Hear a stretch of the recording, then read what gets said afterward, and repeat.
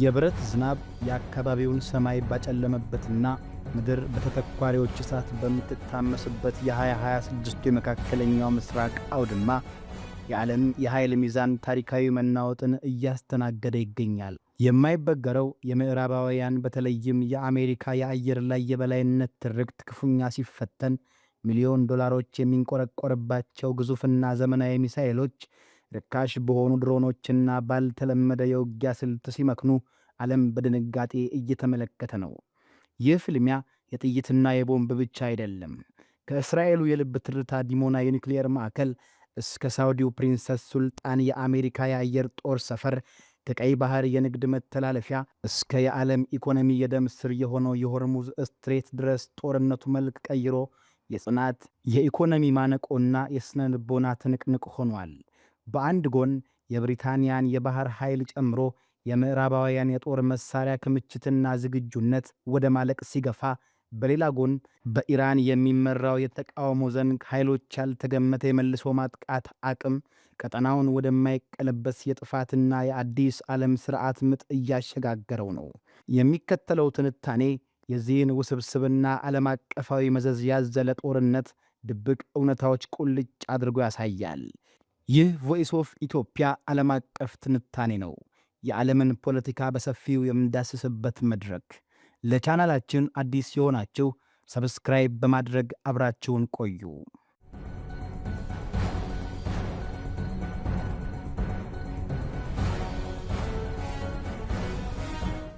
ዓለም አቀፉ የጂኦፖለቲካ መድረክ እጅግ አሳሳቢና ውስብስብ ወደሆነ የትንቅንቅ ምዕራፍ በተሸጋገረበት በዚህ የታሪክ አጋጣሚ በመካከለኛው ምስራቅ እየተካሄደ ያለው ጦርነት የቀጣዩን የዓለም ሥርዓት የኃይል ሚዛን የሚወስን መልክ ይዟል። ከቀረቡት ዘገባዎች መገንዘብ እንደሚቻለው ዩናይትድ ስቴትስ፣ እስራኤልና አጋሮቻቸው ከኢራንና በስሯ ከተሰለፉት የተቃውሞ ዘንግ ኃይሎች ጋር የሚደረጉ ፍልሚያ ከተለመደው የጦርነት አውድ ወጥቶ የኃያላኑን ወታደራዊ፣ ኢኮኖሚያዊና ቴክኖሎጂያዊ አቅም እስከ መጨረሻው ጠርዝ እየፈተነው ይገኛል። የአሜሪካ የአየር ላይ የበላይነት ፈተና ውስጥ መውደቁ የዚህ ጦርነት አንዱ አስገራሚ ገጽታ ሆኖ ብቅ ብሏል። ለዓመታት የማይደፈር ተደርጎ ይቆጠር የነበረው የዩናይትድ ስቴትስ የአየር ኃይል አቅም በኢራንና አጋሮቿ ያልተጠበቀ ፈተና ገጥሞታል። ኦፕሬሽን ኤፒክ ፊዮሪ በተሰኘው ዘመቻ ላይ ተሳትፎ የነበረው አንድ የአሜሪካ ኤፍ-16 የጦር አውሮፕላን በሳውዲ አረቢያ አስቸኳይ ማረፊያ ለማድረግ መገደዱ፣ ይህንን ተከትሎም ኢራን አውሮፕላኑን መትቼዋለሁ ማለቷ በዩናይትድ ስቴትስ ማዕከላዊ እዝ በኩል አስተባባይነት ቢሰጠውም በነገሩ ላይ ጥርጣሬን አጭሯል። አሜሪካ አውሮፕላኑ ያረፈው በቴክኒክ ችግር እንጂ በጠላት ምት አይደለም ብትልም ሁኔታው ግን በአካባቢው ያለውን የአየር ላይ ውጥረት አጉልቶ ያሳያል። ከዚህም ባሻገር በማኅበራዊ ሚዲያዎች ላይ የተሰራጩ ያልተረጋገጡ የቪዲዮ ምስሎች የኢራን ትከሻ ላይ ተተኳሪ የአየር መከላከያ ሚሳኤል የአሜሪካንን ኤፍ-18 ሱፐር ሆርኔት የጦር አውሮፕላን ኢላማ ሲያደርግ ማሳየታቸው፣ እንዲሁም ኢራን እጅግ ዘመናዊ የሆነውን የአሜሪካን 5ኛ ትውልድ ኤፍ-35 ስውር የጦር አውሮፕላን መትቻለሁ ብላ ማወጇ፣ ፔንታጎን ይህንን ቢክድም የጦርነቱ ትርክት ለመቆጣጠር የሚደረገውን የፕሮፓጋንዳ ጦርነት ያሳያል።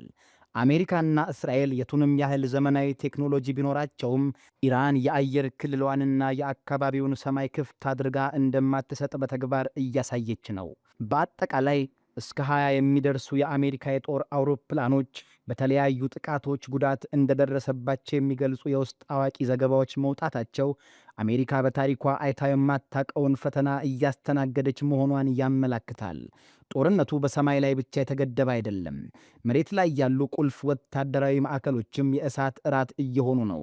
በሳውዲ አረቢያ የሚገኘው የፕሪንስ ሱልጣን የአየር ኃይል ማረፊያ በኢራን ሚሳኤሎችና ድሮኖች መመታቱ የጦርነቱን አድማስ መስፋፋት በግልጽ ያሳያል። በዚህ ጥቃት ከ10 እስከ 12 የሚደርሱ የአሜሪካ ወታደሮች መቁሰላቸው፣ ከነዚህም መካከል ሁለቱ በከባድ ሁኔታ ላይ መገኘታቸው ዩናይትድ ስቴትስን ቀጥተኛ የሰው ሕይወት ኪሳራ ውስጥ አስገብቷታል። ጥቃቱ የሰው ሕይወት ላይ ብቻ ያነጣጠረ አልነበረም።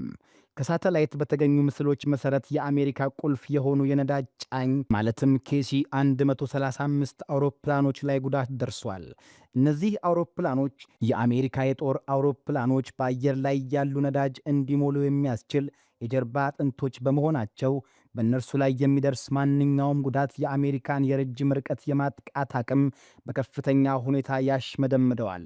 ይህ ክስተት አሜሪካ በአካባቢው የዘረጋችው የአየር መከላከያ ስርዓት እንከን እንደሌለው ለሚታሰበው ትርክት ትልቅ ማስተባበያ ሆኗል። የአሜሪካ ጦር ከጥቃቱ በኋላ በማረፊያው ዙሪያ ያለውን መረጃ አጥብቆ መቆጣጠሩና ሚስጥራዊ ማድረጉ የደረሰው ጉዳት ከሚገመተው በላይ ሊሆን እንደሚችል የጦር ስትራቴጂዎችን እያነጋገረ ይገኛል። በእስራኤል በኩል ያለው እውነታም ከዚህ ያነሰ አሳሳቢ አይደለም። በሰሜናዊ የእስራኤል ድንበር ከሊባኖሱ ሄዝቦላ ጋር የሚደረገው ውጊያ ተባብሶ ቀጥሏል። ሄዝቦላ በሚተኮሰው ጸረ ታንክ ሚሳኤሎችና ሮኬቶች በርካታ የእስራኤል ወታደሮች እየቆሰሉ ሲሆን እስራኤል የቆሰሉትን ወታደሮች ለማንሳት የሄሊኮፕተርና የአምቡላንስ እገዛዎችን አጠንክራ ቀጥላለች። ሆኖም ከሁሉም በላይ ዓለምን በድንጋጤ ያሸበረው ክስተት የተፈጠረው በደቡባዊ እስራኤል ነው። ኢራን የተኮሰችው ባለስቲክ ሚሳኤል እጅግ ጥበቃ በሚደረግለትና የእስራኤል የኒውክሌር ፕሮግራም ማዕከል ነው ተብሎ በሚታመነው የዲሞና የኒውክሌር ምርምር ማዕከል አካባቢ ማረፉ ጦርነቱን ወደማይቀለበስ የጥፋት አዘቅት ሊያስገባው እንደሚችል ማሳያ ነው። በዚህ ጥቃት በዲሞናና በአራድ ከተሞች የጥፋት ድምፅ ማስተጋባቱ ሕዝቡ በድንጋጤ ወደ መጠለያዎች መሸሹ እና አንድ የ10 ዓመት ሕፃንን ጨምሮ ከ35 በላይ ሰዎች ቆስለው ወደ ሶሮካ የሕክምና ማዕከል መወሰዳቸው የእስራኤልን የውስጥ ደህንነት በእጅጉ ፈትኖታል። የዓለም አቀፉ የአቶሚክ ኤነርጂ ኤጀንሲ ዳይሬክተር ራፋኤል ግሮሲ በማዕከሉ ላይ የጨረር መፍሰስ እንዳልተከሰተ ቢያረጋግጡም ጥቃቱ ግን ኢራን የእስራኤልን የልብ ትርታ መምታት እንደምትችል ያሳየችበት ምሳሌያዊና ገቢራዊ መልእክት ነው። ይህ በበኩሉ የእስራኤል ፓርላማ አባላትን ጨምሮ በበርካቶች ዘንድ የእስራኤል ሰማይ መከላከያ አልባ ሆኗል የሚል ስጋት እንዲፈጠር አድርጓል። የእስራኤል ጠቅላይ ሚኒስትር ቤንጃሚን ኔታንያሁ ይህንን አስቸጋሪ ጊዜ ለማለፍ ጠንካራ እርምጃ እንደሚወስዱ ቢዝቱም የዲሞናው ጥቃት ቀደም ሲል እስራኤል በኢራን ናታንዝ የኒውክሌር ማዕከል ላይ ለፈጸመችው ጥቃት አጸፋ መሆኑን ሁኔታውን የብቀላ አዙሪት ውስጥ አስገብቶታል። የዚህ ጦርነት ሌላኛው አውዳሚ ገጽታ የጦር መሳሪያዎች ክምችቶችና የውጭ ጉዳይ ነው። አሜሪካ በኢራን ላይ የምታደርገውን የቦምብ ድብደባ ለማስቀጠል እጅግ ከፍተኛ ዋጋ እያስከፈላት ይገኛል። በአንድ ወር ጊዜ ውስጥ ብቻ ከ850 በላይ የቶማሃውክ ክሩዝ ሚሳኤሎችንና ከ1000 በላይ አየር መቃወሚያ ሚሳኤሎችን መጠቀሟ ለፔንታጎን ትልቅ ራስ ምታት ሆኗል። እያንዳንዱ የቶማሃውክ ሚሳኤል እስከ $3.6 ሚሊዮን የሚያወጣ ሲሆን አሜሪካ ይህንን ውድ መሳሪያ እንደ ዝናብ እያዘነበችው ትገኛለች። ችግሩ የገንዘብ ብቻ አይደለም፣ የአቅርቦትም ጭምር እንጂ። ሬቲዮን የተሰኘው የመሳሪያ አምራች ኩባንያ በዓመት ማምረት የሚችለው ቢበዛ 600 የቶማሃውክ ሚሳኤሎችን ብቻ ነው። ይህ ማለት አሜሪካ በአንድ ወር ውስጥ የተኮሰችው ሚሳኤል ከአንድ ዓመት በላይ የምርት አቅሟን ያሟጠጠ ነው ማለት ነው። በመሆኑም የአሜሪካ ጦር ዊንቼስተር ለተባለው ወታደራዊ ቃል ማለትም ጥይት መጨረስ ተጋልጧል።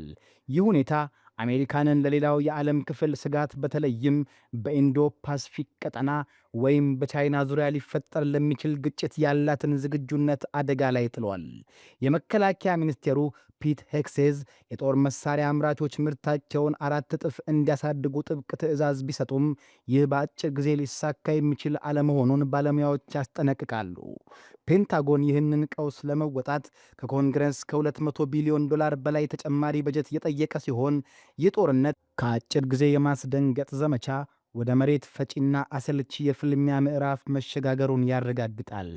በኢኮኖሚውና በባህር ላይ ደህንነት በኩል ያለው ምስልም እጅግ አስፈሪ ነው። ከዓለም የነዳጅና የተፈጥሮ ጋዝ አቅርቦት ውስጥ 20 በመቶ የሚያልፍበት የሆርሙዝ ስትሬት የጦርነቱ ማዕከል ሆኗል። ኢራን ይህንን የባህር በር ለጠላቶቿ ዝግ ማድረጓን ተከትሎ በባህር መስመሩ የሚያልፉ የንግድ መርከቦች ቁጥር ከ90 እስከ 95 በመቶ ቀንሷል። ይህ ለዓለም አቀፉ ኢኮኖሚ የሞት ሽረት ጉዳይ ነው። የአሜሪካ ፕሬዝዳንት ዶናልድ ትራምፕ የሆርሙዝ ስትሬትን የአሜሪካ ባሕረ ሰላጤ በማለት ቢሰይሙትም እና የኢራንን ባህር ኃይል፣ የአየር ኃይልና የሚሳኤል ማምረቻዎች ሙሉ በሙሉ አውድመናል፣ መሪዎቻቸውንም ገድለናል ቢሉም መሬት ላይ ያለው እውነታ ግን የተለየ ነው። ትራምፕ ለ10 ቀናት የሚቆይ በኋላ ላይ ወደ 5 ቀናት የተቀነሰ የቦምብ ድብደባ እረፍት ማወጃቸው ይህ እረፍት ለድርድር የሚሰጥ ጊዜ መሆኑን ቢገልጹም ይህ ውሳኔ በስተጀርባ የአሜሪካ የጦር መሳሪያ ክምችት መመናመን ያስገደደው ስትራቴጂካዊ እረፍት ሊሆን እንደሚችል ተንታኞች ይገምታሉ።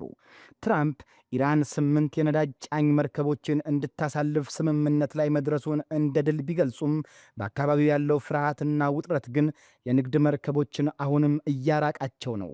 የባሕረ ሰላጤው የትብብር ካውንስል ጂሲሲ ዋና ጸሐፊ የኢራንን ድርጊት የዓለም አቀፍ ሕግ ጥሰት ነው በማለት ቢያወግዙም ኦማንን የመሳሰሉ ሀገራት ደግሞ አሜሪካና እስራኤል ይህንን ጦርነት በማስነሳታቸው ወቀሳ ሰንዝረዋል።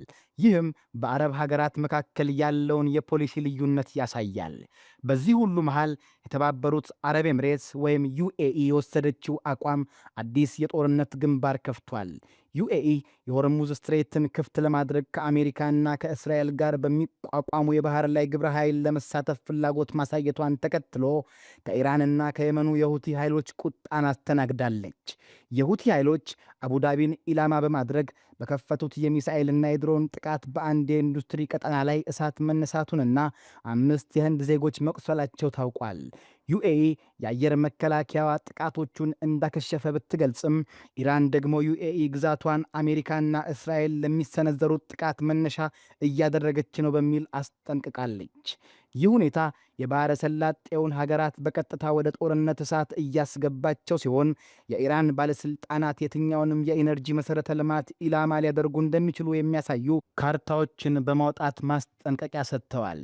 የየመኑ የአንሳር አላህ ሁቲ ኃይሎች ተሳትፎ የጦርነቱን ቀጠናዊ ባህሪ ይበልጥ አጉልቶታል። የቡድኑ ወታደራዊ ቃል አቀባይ ብርጋዴር ጀነራል ያህያ ሳሬ ቁርአንን በመጥቀስና የየመንን ጦር መግለጫ በማንበብ ጦርነቱን በይፋ ተቀላቅለዋል። እርሳቸው እንዳሉት የየመን ጦር ኢራንን፣ ፍልስጤምን ወይም ጋዛን፣ ሊባኖስንና ኢራቅን ለመደገፍ እንዲሁም በእስራኤልና አሜሪካ የሚፈጸመውን ጥቃት ለመከላከል ሲባል በርካታ ባለስቲክ ሚሳይሎችን ወደ ደቡባዊ እስራኤል ኢላማዎች ተኩሰዋል። ይህ ጥቃት የጋዛውን ግጭትና በሙስሊም ሀገራት ላይ የሚደረገውን ጥቃት እስከሚያቆም ድረስ እንደሚቀጥል አሳውቀዋል። የሁቲ ኃይሎች በቀይ ባህር በሚያልፉ የእስራኤል የአሜሪካና የአጋሮቻቸው መርከቦች ላይ የሚያደርሱት ጥቃት ቀጥሎ በሺዎች የሚቆጠሩ ሰዎችን ሕይወት የወሰደው የጋዛ ጦርነት ካላበቃ በቀይ ባህር ሰላም እንደማይኖር በድጋሚ አረጋግጠዋል።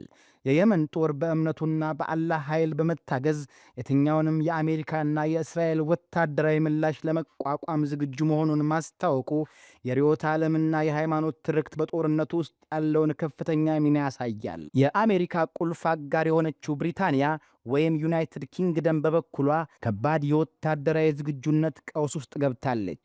በቆጶሮስ በሚገኘው የብሪታንያ ሮያል የአየር ኃይል ማረፊያ ላይ የድሮን ጥቃት መፈጸሙን ተከትሎ ብሪታንያ በኔቶ ተልእኮ ስር መሳተፍ የነበረባትን ኤችኤምኤስ ድራጎን የተባለችውን የጦር መርከቧን ሳይታሰብ በፍጥነት አውጥታ ወደ ስፍራው ለማንቀሳቀስ ተገዳለች። ይህ ሁኔታ የብሪታንያ ሮያል የባህር ኃይል ያለበትን ከፍተኛ የጦር መርከብ እጥረት እርቃኑን አውጥቶታል። የብሪታንያ የመከላከያ ሚኒስቴር ጆን ሂሊ ሀገሪቱ 17 የጦር መርከቦች አሏት ቢሉም በተግባር ግን 13ቱ ብቻ ሥራ ላይ መሆናቸውንና ከነዚህም መካከል በአሁኑ ወቅት በአካባቢው የተሰማራች አንዲት አውዳሚ መርከብ ብቻ መሆኗን ስጋትን ፈጥረዋል።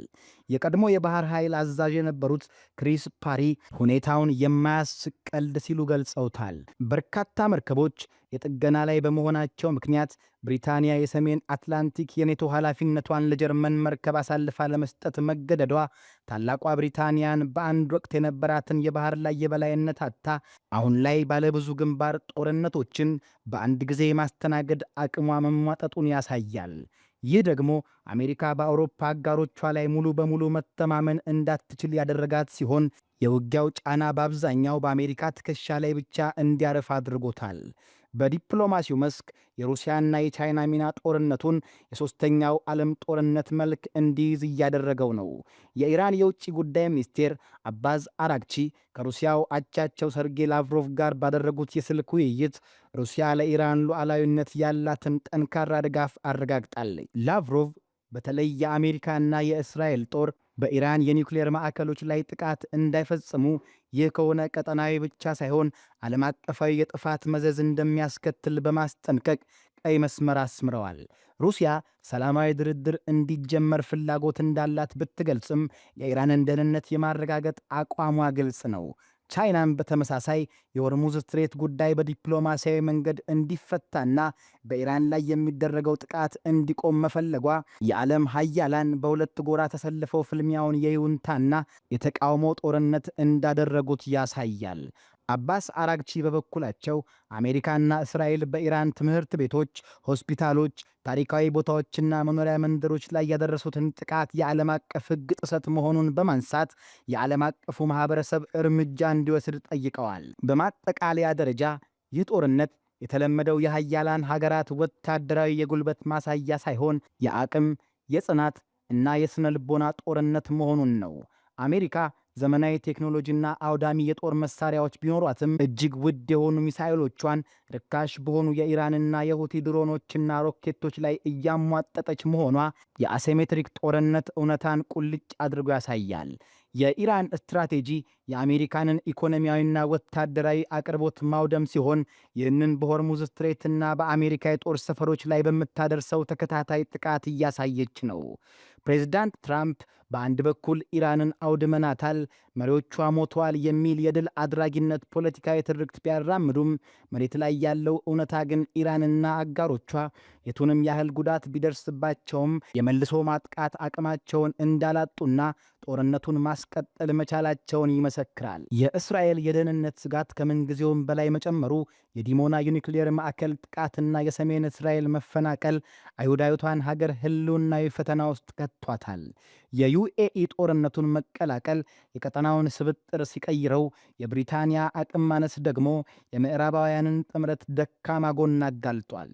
በመሆኑም ይህ የ2026ቱ ጦርነት በቶሎ የማያልቅ የዓለምን ኢኮኖሚ በነዳጅ ቀውስ ሊያሽመደምድ የሚችል በኒውክሌር ስጋት የተሞላ እና የሀያላኑን ስትራቴጂካዊ ክምችት የሚያራቁት የዘመናችን አስከፊ የታሪክ ምዕራፍ ሆኖ እየተመዘገበ ይገኛል።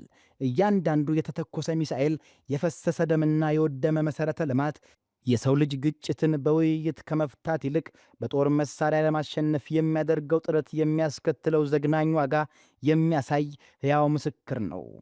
የዛሬው ዓለም አቀፍ ትንታኔያችን በዚሁ ተቋጨ።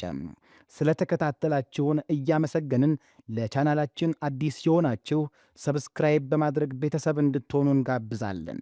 ከሰዓታት በኋላ በሌላ ዓለም አቀፍ ጉዳይ እስክንገናኝ ሰናይ ጊዜ